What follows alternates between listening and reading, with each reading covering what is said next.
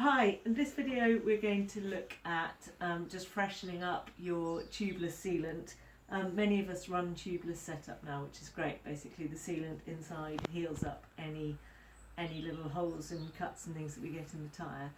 Thing is that you need to keep refreshing that sealant. It does dry out and after a while you will need to actually clean out the inside. But if you're just looking at doing a basic refresh, then you're just going to need a large tube of bottle of sealant, a small top-up bottle, I find this one works really well, and one of these little Park Tool valve core removers, because what we're going to do is we're going to actually replace the sealant through here. So because the tyre is sitting really nicely, it's been going down a bit, which is what makes me think that I might need to replace the sealant.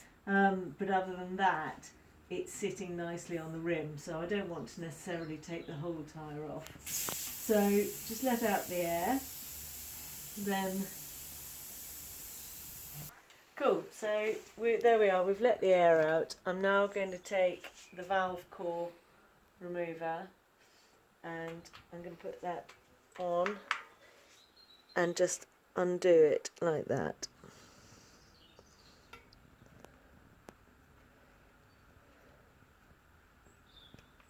There we go, the valve, that's the inside of the valve. You can actually replace those, they are quite fragile.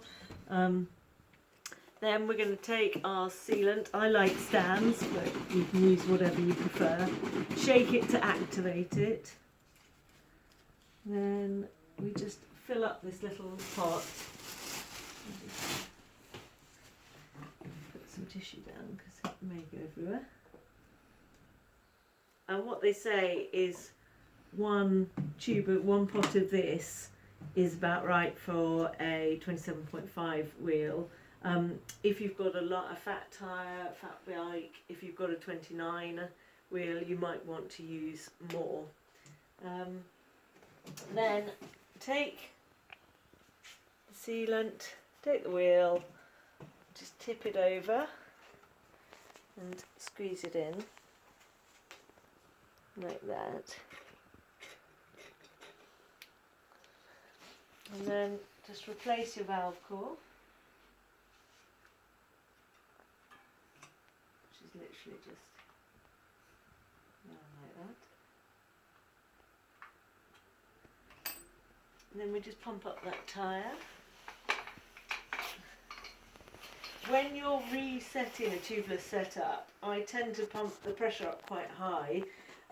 So normally I'd run my tyres at about 20 psi, but if I'm doing the setup, then I'll push it right up to about 50 and leave it there ideally for about 24 hours, so you can see if you've got a slow leak, you can see if it's going down or not, and if it's going to hold.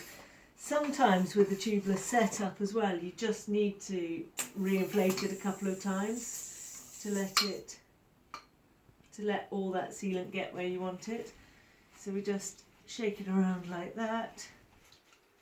You can hear the fresh sealant rubbing around in there, and then you're good to go.